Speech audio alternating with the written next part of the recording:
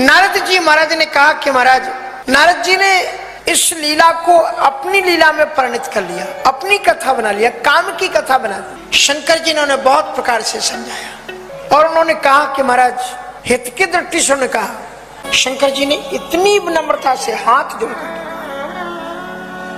कि मैं बाबा तुम्हारे बार बार हाथ जोड़ता हूं। उन्होंने ये नहीं कहा कि कथा मत बताना, बता देना, लेकिन इन दो चौपाइयों में उन्होंने दो शब्द दिए हैं, जिमी और तिमी। जिमी यह चरित्र सुनायो मोही, तिमी जमा हरे सुन। जिमी मानी जैसे, तिमी मानी तैसे। कहानी सुनाना, पर कहानी को जिस अभिमान के साथ में आपने बार बार कि मैंने ऐसा किया, मेरे ऊपर क्या होने वाला था, मैंने ये कर दिया, ये मेरा निकाल देना। अहंकार में मूढ़ात्मा करता हमिति मन्यते। नारद जी महाराज कहा मानते थे? ब्रह्मा जी के पास गए, क्षीर सिंधु। नारद जी की महाराज विष्णु जी महाराज ने उठ करके वेलकम किया। तो नारद जी को ये लगा कि मैं बड़ा हो गया हूं, इसलिए मेरा वेलकम किया। ये तो भगवान का स्वभाव था कि वो संतों को स्वागत देते हैं। नारद जी महाराज ने इससे भी अपनी विशेषता समझा और नारद जी महाराज नहीं माने और पूरी की पूरी कथा नारद काम, जो संत निरंतर रामचरित गाया करता था, तुलसीदास जी ने व्यंग पूर्वक लिखा कि नारद काम चरिते सब भाषे।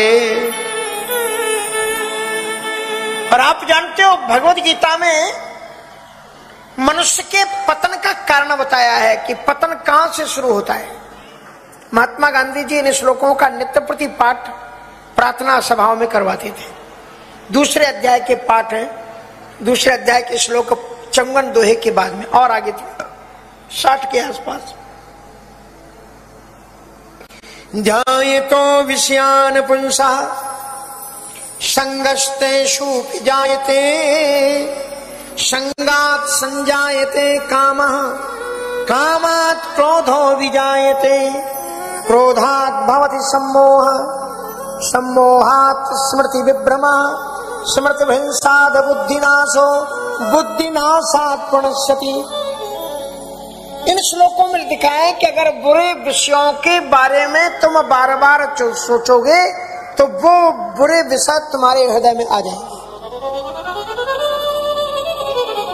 ध्यायतो विषयान संगस्तेषु, उनको प्राप्त करने की लालसा तुम में पैदा हो जाएगी और जब तुम्हें वो नहीं मिलेंगे तो असफलता के अभाव में तुम में क्रोध पैदा होगा और जब व्यक्ति में क्रोध पैदा होता है उसका विवेक नष्ट हो जाता है, आत्म स्वरूप को खो देता है, वहीं से व्यक्ति का पतन हो जाता है। और नारद जी ने यही शुरू कर दिया। नारद जी जहां भी जाते हैं मालूम क्या बताते? महाराज गजब का वसंत ऋतु उत्पन्न हुई, ऐसे ऐसे फूल खिलने लगे, ऐसी कोयल की कूक और अप्सराएं, ये राग में उन्होंने ऐसा गाया था, ऐसी आंखें मटका रही थी, ऐसे कर ध्याये तो विषयान पुंसा। भगवान नारायण ने कहा कि उन्हें अपने पतन का रास्ता, भगवान नारायण समझ गए कि इनको क्रोध, इनको अभिमान आ गया है। भगवान नारायण ने उनको समझाने की कोशिश की और समझाने की कोशिश में उन्होंने क्या किया? नारद जी की प्रशंसा कर दी और प्रशंसा करने से अभिमान और बढ़ता है। प्रशंसा में नारद जी को भगवान नारायण ने क्या कहा कि तुम सम शील धीर मुनि ज्ञानी, आप जैसा कोई है ही नहीं दुनिया में। ऐसी स्तुति भगवान नारायण नारद जी की कर रहे हैं जैसे कोई एक भक्त भगवान की करता है। कहते तुमरे सुमरन ते मिटे मोह मार मद मान। नारद जी आप तो उस उच्च कोटि के, वैसे नारद जी को पुराणों में भगवान भी कहा गया है, 24 अवतारों में है वो, पर भगवान नारायण के लिए वो भगवान थोड़ी है, उनका ही तो नाम जप करके वो भगवान बने। नारद जी की प्रशंसा करते हुए, प्रार्थना करते हुए भगवान विष्णु जी कहते हैं तुम्हारे सुवर्ण ते मिटाए मोह मार मद मान। तो किसी ने कहा भगवान को तो साधक का अभिमान नष्ट करना चाहिए, उन्होंने बढ़ाया क्यों? भगवान ने इसलिए बढ़ाया कि अगर किसी पौधे को उखाड़ के फेंकना है तो अभी कोपल निकली है और उसी समय तुम उखाड़ने की कोशिश करोगे तो कोमल कोपलें ऊपर की टूट जाएंगी, उसकी जड़ें रह जाएंगी। भगवान ने कहा कि थोड़ा पौधा ऊपर उगने दो, जरा बढ़ जाए, उसके बाद में अच्छे ढंग से मैं पकड़ करके और फिर खोदूंगा, फिर निकालूंगा, जब जड़ समेत थोड़ा मजबूत तो हो जाए। प्रशंसा की। नारद जी महाराज ने कहा सब आपकी कृपा है, झूठ मूठ में कह करके चल दिए। भगवान ने बीच में इतना विशाल नगर बनाया, 100 योजन विस्तार। 100 योजन मानी दिल्ली नहीं है इतनी बड़ी, अभी 100 योजन मानी 400 कोस का नगर बनाया। और बसई तहां सुंदर नर नारी, बसई तहां सुंदर नर नारी, जन बहुरति मन सिज तनुधारी, जन बहुरति रति तनुधारी, बसई तहां सुंदर नर नारी, बसई तहां सुंदर नर नारी। वहां के राजा ने नारद जी का स्वागत किया और आन दिखाई नारद ही भूपति राजकुमारी। विश्वमोहिनी ताश कुमारी। ये विश्वमोहिनी कौन है? श्रीमद् भागवत में देते हैं विष्णु और माया भगवती यया सम्मोहितम जगत, जिसने संपूर्ण विश्व को मोहित कर रखा है उसी का नाम विश्वमोहिनी है। और वो विश्वमोहिनी राजकुमारी के रूप में इनके सामने उपस्थित है। और न जिसका चक्कर से बचना चाहते हैं लोग, नारद जी उसका हाथ हाथ में पकड़े। इसलिए हमारे गुरु जी महाराज ने कहा था कि बेटा सब कुछ सीखना, जे हाथ की रेखा देखना मत सीखना। साधु के लिए वर्जित है हस्त रेखा देखना, पंडितों के लिए वो काय की रेखा देखते हैं, और साधु को ज्योतिष हो तो उसके चक्कर में नहीं पड़ना चाहिए। हाँ। ऐसे ऐसे पढ़े लिखे लोग पागल हो जाते। अभी हम दिल्ली में गए तो एक बहुत बड़ी डॉक्टर, हम नहीं जानते थे, हमको तो किसी ने कहा कि ये आंख की सबसे बड़ी डॉक्टर है दिल्ली की, तो आप कहे। अब उन्होंने देखा तो जिसके साथ में गए कहा कि महाराज जी को थोड़ा अकेले में बात कर लेंगे महाराज। सो हम समझ गए। हमने कहा खूब अकेले में बात कर लो, कोई दिक्कत नहीं है, लेकिन हम ज्योतिष वोतिष नहीं जानते, हम तंत्र मंत्र का छुआत नहीं है हमें। वैसे नाटक तो हम भी अच्छा कर सकते हैं। हाँ, इतना अच्छा कर देंगे कि आपको लगेगा कि महाराज तो बहुत जानते हैं। एक बार एक छोटा बच्चा, हम पढ़ते थे और विद्यार्थी था, लेटा था, उठ के बैठे हम, बनारस की बात है, सतुआ वसन। हमने कहा तुम्हारा घर ऐसा है, तुम्हारा घर ऐसा है, तुम्हारे घर में ऐसा है, जगह पर बर्तन रखे हैं, बाहर पानी बहता है, ऐसा एक बगल में टूटा फूटा घर है। अब हम सब अपने घर के बारे में सोच सोच के बता रहे थे। अब गांव में सब होता ही है, एक घर टूट जाता है तो दूसरा घर बनाते हैं, उसमें पेड़ लगे ही रहते हैं, गनौती होती है, उसमें सब पानी नहीं रखते ही। वो तो उठ के बैठ गया, अरे महाराज एकदम। हमने कहा कि हमको ऐसा भगवान ने कहा है कि एक ही बार बताना, दोबारा मत बताना, इसलिए वो आगे मत पूछ रहा हमसे।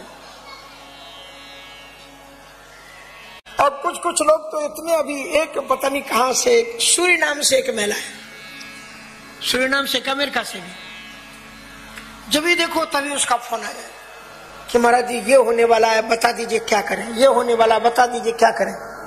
तो महात्माओं के सामने ऐसी समस्या आती तो हम मालूम क्या बताते हैं, कहते जाओ पीपल की परिक्रमा कर लो और 4 परिक्रमा करो और ओम नमो भगवते वासुदेवाय मंत्र का जाप करो, ठीक हो जाए। अब ठीक हो चाहे ना हो, भगवान का नाम तो ले लोगे तुम। हमने तो अपना साधु का काम कर दिया ना आपको भगवान का। अब होने वाले होगे तो हो जाओगे, और नहीं होने वाले हो राम राम, अपना क्या गया। इसलिए जो है ये वो तंत्र मंत्र, नारद जी महाराज हाथ पकड़े। देखो एक बात और बता दे, रामचरितमानस में लिखा है कि संत के पास में जब भी कुछ मांगना तो केवल भगवान ने एक ही चीज महात्माओं को दिए देने के लिए, वो है भक्ति। संत से मांगना तो केवल भक्ति मांगना। अब लोग कहने लग जाते हैं कि महाराज हमें वो घर में मोड़ा नहीं हो रहा है, महात्माओं को मोड़ा है नहीं, तुम्हें मोड़ा कहां से देंगे बताओ। इतना बड़ा बड़ा खर्रा भेज देते, कहते कि महाराज हमारे लड़के के लिए लड़की खोज लेना, अपने लिए खोज नहीं पाए, तुम्हारे लिए क्या खोजे। साधुओं को भी काम दो तो ऐसे दो के जोड़ के काम क्यों हो। अमेरिका में न्यूयॉर्क सिटी में था मैं, और न्यूयॉर्क सिटी में एक बहुत अच्छी जगह है किंगस्टन, वहां का हिंदू सेंटर टेम्पल था, और उसमें मैं कथा कर रहा था। दोपहर में 4 से 12 बजे से 4 बजे तक मंदिर बंद रहता था। अच्छा, संयोग से जिस कमरे में मैं था उसी में वो लगा हुआ था, वो टीवी, कि बाहर कोई आए तो उसमें दिखाई पड़े। अब उसमें दोपहर में 1-2 बजे के लगभग कोई आ गया, उसने सीटी बजाई, वो घंटी बजाई, और आवाज मेरे कमरे तक आई। तो मैंने सोचा कोई आया होगा, खोल दूं। तो मैंने जाकर के खोल दिया, तो वो अमेरिकन लड़की थी, अब जो भी उम्र हो 35-40 वर्ष की अमेरिकन लड़की थी। अमेरिकन, हमारे अमेरिका में कहते हैं गोरी, गोरी माने वो सफेद रंग के होते इसलिए गोरी कहते हैं। अब वो आई, बोले वेयर इज गॉड, हमने कहा एवरीवेयर इज गॉड। उस मंदिर में चारों तरफ भगवान ही भगवान बैठे हुए थे। सो उसको सबसे पहले हनुमान जी मिल गए। पहले तो मुझे बताना पड़ा कि अपने शूज उतारो, क्योंकि क्रिश्चियन धर्म में तो जूते पहन करके अंदर चले जाते हैं। हमने कहा ये जूते उतारो, उसने जूते तो उतार लिए। अब हनुमान जी के पास में खूब बैठ करके रोए। अब वो तो भला कहो, मुझे थोड़ी इंग्लिश आती थी। कहा please bring my back my love, मेरे प्यार को वापस कर दो। हमने कहा गलत देवता के पास चली गई, ये गलत देवता के पास चली गई, इसको तो के पास उतर जाओ। और उसको मालूम, उसने सोचा हमारे देवता ने काम किया नहीं, शायद हिंदुओं के देवता अवतार हो यही कर दे। तो पहले हनुमान जी थे, वही रोने लगी। और किसी ने भजन भी लिखे, सीता, राम जी से सीता का एक लाइन का दिन मिलाने वाले हनुमान जी। एक लाइन अभी हमारे अभिषेक जी गा रहे हैं। देखो ये भजन भी किसी ने ऐसी व्यक्ति ने लिखा है कि सागर पार से सिया का समाचार लाने वाले हनुमान तुम हो, राम जी के काम आने वाले हो। मैंने बोला है,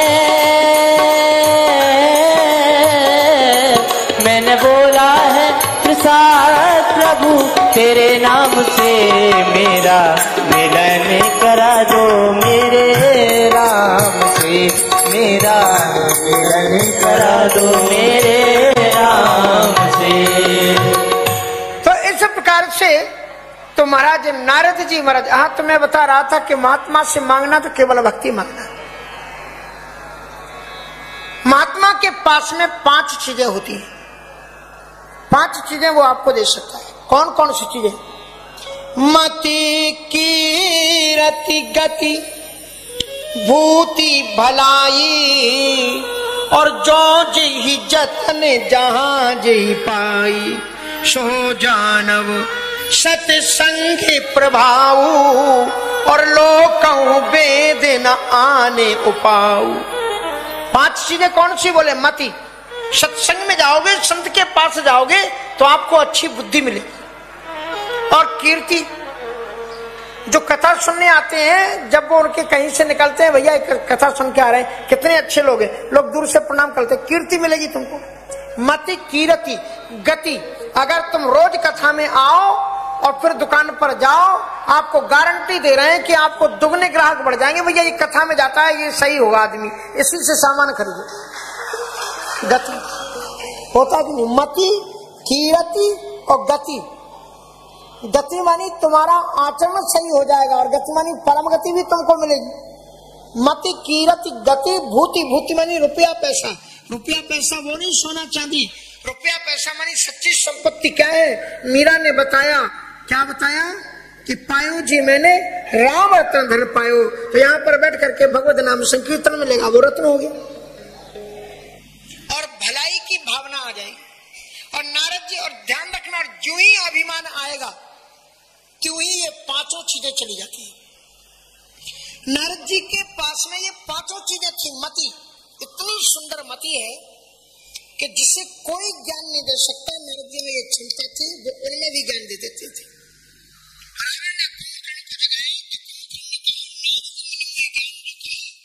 सोचो, उसके कैलेंडर से नारद जी उसके पास गए, चेला बनाया और राम जी का मेडिटेशन सिखा दिया उसको, राम जी का ध्यान सिखा दिया। नारद मुनि हुए ज्ञान जो कहा, कहते हो तो समय निर्वाह राम रूप गुण सुमरत मगन भयु, ऐसी मति है नारद जी के पास में। कीर्ति नारद जी की ऐसी कीर्ति है कि कोई भी सीरियल देखो, कोई भी पुराण पढ़ो, धार्मिक हिंदू धर्म का कोई भी पुराण, कोई भी ग्रंथ होगा, भगवान राम हो, कृष्ण हो चाहे ना हो, लेकिन नारद के बिना वो पुराण पूरा नहीं हो सकता। कोई भी ग्रंथ उठा के देख लो, सब में नारद जी। मति, कीर्ति, गति और भूति, भूति मानी संपत्ति, संपत्ति मानी भगवान का नाम। और नारायण, नारायण अगर कोई पात्र कहे तो नारद की याद आ जाएगी, और नारद को देख करके आपको लगेगा कि अभी ये नारायण बोलेंगे। एक दोनों के पर्यायवाची शब्द हैं, भगवान का नाम और नारद। और मति, कीर्ति, गति, भूति और भलाई, भलाई की इतनी भावना है नारद जी के जीवन में कि वो कुंभकर्ण तक को मंत्र देख करके मोक्ष का अधिकारी बना देती है, राक्षसों तक का कल्याण चाहती है। लेकिन आप देखना इस प्रसंग में जो ही अभिमान आया, ये पांचों चीजें नारद जी की खिसक गई। मति, मति उनकी मारी गई। उस कन्या का हाथ देख रहे हैं, नारद जी ने राम का हाथ देखा, कृष्ण जी का हाथ देखा, सीता जी का, गौरी जी का, सबका। और कवि नारद का एक हिंदी वालों ने अर्थ किया है कि जिसकी वाणी कभी रद्द न हो उसका नाम नारद। और संस्कृत के अनुसार नारद का शब्द का अर्थ है नारम ददाति स नारदा, जो नित्य निरंतर ज्ञान का वितरण करता हो उसका नाम नारद। लेकिन नारद जी ने ज्योतिष में क्या पढ़ा, जो कुछ लिखा था सब उल्टा पढ़ा। कन्या के हाथ में लिखा हुआ था कि जो यही बहराए अमर सोई होई, समर भूमि ते जीत न को। जो यही बहराए अमर सोई होई, समर भूमि तन जीत न कोई। से वही सकल चराचर काहि, वरयशील कन्या से वही सकल चराचर काहि, वरयशील कन्या जाहि। नारद जी ने सबसे पहली लाइन पढ़ी कि जो यही बरय अमर सोई होई। चौपाई को फिर से ध्यान से सुन लीजिए, जो यही बरय अमर। पहली चीज ये बताई है कि जो यही बरय अमर सोई हुई। उस कन्या के हाथ में लिखा हुआ था कि इस लड़की का विवाह उसके साथ में होगा जो अमर होगा, जो पहले से अमर होगा उसके साथ में इसका विवाह होगा। नारद जी का जब ज्ञान नष्ट हो गया तो उन्होंने क्या पढ़ा कि इस कन्या के भाग में लिखा है कि जो इसके साथ में विवाह कर लेगा वो अमर हो जाएगा। समझ में आया? लिखा यह था कि अमर के साथ में उसकी शादी होगी। या अमर किसी का नाम मत समझ लेना, अमर मानी जो कभी मरे नहीं। तो जो अमर होगा उसके साथ में उसकी शादी होगी। और उस नारद जी ने क्या पढ़ा, इसके साथ में कोई शादी कर लेगा तो वो अमर हो जाएगा। जो यही बरे अमर सोई, समर भूमि ते जितव न कोई। लिखा हुआ ये था जो अपराधेय होगा, जिससे कोई रणभूमि में पराजित नहीं कर पाता होगा, इस कन्या का पति वो होगा। नारद जी ने ये सुना कि ये पढ़ा कि जिसके साथ में, इसके साथ में जिसकी शादी हो जाएगी वो फिर अपराधेय हो जाएगा। और समर भूमि ते जिता न कोई। और आगे उन्होंने पढ़ा सेवै सकल चराचरता ही। कन्या के हाथ में लिखा था कि चर अचर सारी दुनिया के लोग जिसकी पूजा करते हैं, इसका विवाह में ऐसा वर लिखा हुआ है इसके भाग्य में। पर उन्होंने सोचा कि जो इसके साथ में विवाह कर लेगा उसकी सारी दुनिया पूजा करने लग जाएगी। नारद जी ने सोचा वैसे तो मैं शंकर जी से आगे हूं ही, बस यही तीन चीजें शंकर जी के पास में है, मेरे पास में नहीं है। अगर मैं इसके साथ में शादी कर लूं तो मैं भी अजर अमर हो जाऊंगा, सारी दुनिया मेरी पूजा करेगी और फिर मैं भी अपराजेय हो जाऊंगा। इस कारण से नारद जी कभी झूठ नहीं बोलते थे, कभी झूठ नहीं बोलते। आज नारद जी पहली बार झूठ बोले। लक्षण सब विचार उर राखे, जो ये विशेष गुण थे सब विचार करके दिल में रख दिए और कछुक बनाए। झूठ मूठ की बातें बना करके बेटी बहुत अच्छी है, आपका माता पिता का नाम रोशन करेगी, और सारी बातें बना बनू करके उन्होंने सिखा दी। अब उन्होंने सोचा अगर मैंने कहीं राजा को बताया कि लड़की के ये गुण है, तो कोई दीवालों के भी कान होते, कोई सुनकर कोई दूसरी पहले शादी न कर ली जाए। अब उन्होंने सोचा कि इस लड़की से शादी तो मुझे ही करना चाहिए, ये तीनों चीजें मुझे चाहिए। अब ठहरे बाबा जी जटाजूट वाले, अब कहां से लड़की वर्ण करेगी? तो बोले यही अवसर चाहिए, परम शोभा रूप विशाल। स्वयंवर हो रहा था, ये लड़की जिसको चाहेगी वो इसका पति होगा, तो मैं सुंदर अगर बन जाऊं तो ये वर्ण मुझे कर लेगी। अब इसमें देखो कभी कभी अच्छे अच्छे जो भक्त होते हैं ना, भक्तों के भी विचार डगमगा जाते हैं और गलत रास्ते पर चले जाते हैं। संतों की भी वृत्ति कभी कभी डगमगा जाती है, लेकिन ईश्वर उन्हें संभालता है, क्योंकि भगवान की एक प्रतिज्ञा है कि न मे भक्ता प्रणश्यति, मेरा भक्त कभी पतित नहीं होता। तो नारद जी संभाल, भगवान ने नारद जी के एक सद्गुण ने उनको बचा लिया। नारद जी ने सोचा कि मुझे सुंदर रूप चाहिए। अब किसी से रुपया पैसा तो आप मांग सकते हो, एक दो दिन के लिए गाड़ी और उपयोग की वस्तुएं भी आप उधार में मांग सकते हो, लेकिन किसी सुंदर व्यक्ति से ये थोड़ी कह सकते हो कि please give me your beautiful face, आपका सुंदर चेहरा दे दो, मुझे शादी करनी। और अगर तुम किसी का चेहरा लेके चले भी जाओ, जैसे फिल्मों में होता ना, अब आज की दुनिया के लोग हैरान क्यों है? क्योंकि ये लोग रामायण से नहीं चलते, ये लोग फिल्मों से चलते हैं। हाँ, फिल्म में जैसी पत्नी है वैसी पत्नी चाहिए। अब फिल्मों को देख करके जो लोग अपना जीवन सुखी बनाना चाहते हैं, नोट कर लो, उनका जीवन कभी सुखी हो नहीं सकता, क्योंकि फिल्मों में सब कुछ लेन देन उधार का होता है। उसमें जो पति है वो भी कोई दूसरा है, जो पत्नी है वो भी कोई दूसरे की है, उनकी गोद में जो छोटा सा बच्चा मुस्कुराता हुआ दिख रहा है वो भी किसी और का है, वो जिस मकान में बैठे हैं वो भी किसी और का है। अरे और बातें तो छोड़ो, उसमें जो गा रहे हैं वो स्वर भी किसी और का है। अब तुम भी आ जाओ पति के साथ में जाकर के और पार्क में गाना गाओ, झुमके के बाजार में झुमका गिराओ, तो संगीत वाले कहाँ आएंगे? उनके लिए तो सब पहले से रिकॉर्डिंग होता है। और फिर कितने फिल्म में कभी एकदम झटके से नदी दिखा देंगे, झटके से आकाश दिखा देंगे, तो सब तो अगर बताओ फिल्म जैसी तुम्हारी वाइफ हो जाए, तो फिर वो अगर आकर के वैसी अगर पत्नी आ जाए तो तुम कहोगे ये तो बलकटी है, नकटी है, कैसे चलेगी? तो इसलिए फिल्मों को देख करके अपने जीवन को कभी सुखी नहीं बनाया जा सकता। हाँ, रामायण में भागवत में जो चीजें हैं वो बिल्कुल रियल में हैं, और इसी के लिए है कि आप उन पर चलो। अगर आप जीवन में महत्वपूर्ण मंत्र सीखना चाहते हो तो राम कथा सुनो, भागवत कथा सुनो, नान्या पंथा विदते अनाय, इसके अलावा कोई रास्ता नहीं। नारद जी महाराज ने सोचा कि यही अवसर चाहिए, परम शोभा रूप विशाल। तो उनको याद आया मेरी इस आपत्ति में मदद कौन कर सकता है? तो संत को किसकी याद आई? वो हरदम भगवान को याद करता है, इसलिए उनको भगवान की ही याद आई। आप लगातार भगवान को याद करने का जीवन में अभ्यास बना लें। अर्जुन ने कृष्ण जी से पूछा है कि परमगति के लिए प्राणी को क्या करना चाहिए। श्री कृष्ण जी कहते हैं कि तस्मात् सर्वेषु कालेषु माम स्मरेत् च अंत काले च मामेव स्मरण मुक्त्वा कलेवरम। अंत काल में मुझे स्मरण करते हुए जो शरीर को त्याग करता है तो वो मुझे ही प्राप्त होता है, क्योंकि अंते मति सा गति। इसलिए तुम निरंतर भगवान से प्रेम करो, और तुम जिसको प्रेम करते हो आपत्ति के काल में तुम्हें वो ही याद आएगा। और यदि भगवान तुमको याद आ गए तो जन्म जन्म मुनि जतन कराही, और अंत राम कहे आवत नाही, फिर दोबारा धरती पर आना नहीं पड़ेगा। जीवन तुम्हारा धन्य हो जाएगा, आनंद में हो जाएगा। नारद जी को नारायण की याद आई, कहा कि यही अवसर सहाय मोरे हेतु हरिसम नहीं कहूं, मेरे हितैषी नारायण के समान कोई नहीं है, यही अवसर सहाय सोई हो।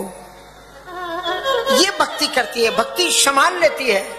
अंत में नारद जी महाराज के पास में गति थी, मति मारी गई और गति भी मारी गई। नारद जी अकेले एक ऐसे ऋषि हैं कि वो जिस पल चाहे उस समय बैकुंठ में पहुंच जाए जब चाहे धरती पर आ जाए और जब चाहे वो पाताल में चले जाए। लेकिन आज नारद जी ने सोचा कि अगर मैंने भगवान नारायण के लोक को गया तो बहुत देर हो जाएगी, उतनी देर में कोई दूसरा शादी करके लड़की को न चला जाए, इसलिए सुमरत उन्होंने भगवान को याद किया और भगवान प्रकट हो गए। भगवान ने कहा तो बोले कि महाराज थोड़ा सा बस शादी का मामला है, उधार सुधार लेन देन कुछ करना है। पुराने जमाने में करते थे कि भैया फलाना वाला मकान दे दो, हमारा नाते रिश्तेदार आएंगे, थोड़ी 2 दिन के लिए अपनी गाड़ी दे दो हमको नाते रिश्तेदारों को लाने ले जाने के लिए, और फलाना ठिकाना मांग लेते थे। तो यही लोग मांगते थे। नारद जी ने से भगवान ने कहा कि बोलो शादी है तो क्या चाहिए? आपन रूप देव प्रभु मोही, हे प्रभु आप अपना रूप मुझे दे दो। और जब ये नारद जी बोले किस लिए? बोले आने भांति नहीं पावो ओही, दूसरा कोई उपाय उस कन्या को प्राप्त करने का है नहीं। भक्ति महारानी को बड़ी तरस आई नारद को। भक्ति महारानी ने कहा कि मैंने भागवत में वचन दिया है, भक्ति पुत्र नारदा नामे कदाचित रमुंचामी, नारद मैं तुम्हें कभी छोड़ूंगी नहीं। और आज ये माया भगवान के सामने मेरे पुत्र नारद से कितने उल्टे सीधे शब्द बुलवा रही कि आपन रूप देव प्रभु। भगवान का चिंतन, भगवान का ध्यान किस लिए लोग करते हैं? कहते हैं भगवान का ध्यान करने से माया से निवृत्ति हो जाती है। और ये भगवान के स्वरूप का उपयोग क्या करना चाहते हैं? बोले माया को प्राप्त करने के लिए भगवान का रूप चाहते हैं। तो भक्ति महारानी ने माया से कहा देवी थोड़ा तो सोचो, नारद मेरे भक्त पुत्र हैं और भगवान के सामने क्या उलूल जुलूल तुम उनके मुख से निकलवा रही। माया ने कहा मेरी कोई गलती नहीं, नारायण का जो आदेश मैं उसका पालन कर रही। कहा तो ठीक है तुम करो जो भी करना है, लेकिन एक चौपाई का मुझे मौका दे दो, मैं बैठ जाऊं नारद की जीभ पर एक चौपाई बोलूंगी, उसके बाद में माया महारानी तुम 1,00,000 चौपाइयां बोलना, मुझे कोई चिंता नहीं, एक चौपाई मुझे बोल देना। माया 1 मिनट के लिए उतर गई और भक्ति महारानी जी विराजमान। नारद जी ने आंखें बंद की और एक चौपाई बोली कि जेहि विधिनाथ होए हित मोरा, करहु सुबेग दास में तोरा। जेहि विधिनाथ होए हित मोरा, करहु सुबेग दास में तोरा। करहु सुबेग दास में तोरा। इस चौपाई को आप याद कर लो। भगवान के दरबार में जाओ, कोई भी स्तुति याद हो चाहे ना हो, ये चौपाई बोल दो कि जेहि वेदिनाथ होए हित मोरा, करहु सुबेग दास में तोरा। जब बाप बेटे से पूछता है कि बता बेटा मैं तुझे क्या दे दूं, ये दे दूं या वो घर दे दूं, ये कर दूं या वो कर दूं, और जब बेटा हाथ जोड़ के कहता है बाबूजी आपको जो अच्छा लगे आप वो ही करो, मैं तो आपका बेटा हूं, आपको जो अच्छा लगे। फिर बाप अपना दिल चीर के रख देता है कि वाह कितने अच्छे गुण हैं मेरे बेटे, कितनी अच्छी बात है। देखो पुत्र पुण्यवान तभी होता है जब एजुकेशन प्राप्त करने के बाद में पिता के चरणों में आकर के सिर रख दे कि बाबूजी आपने परिश्रम करके मुझे पढ़ाया लिखाया, अब मुझे आदेश करो मैं क्या करूं।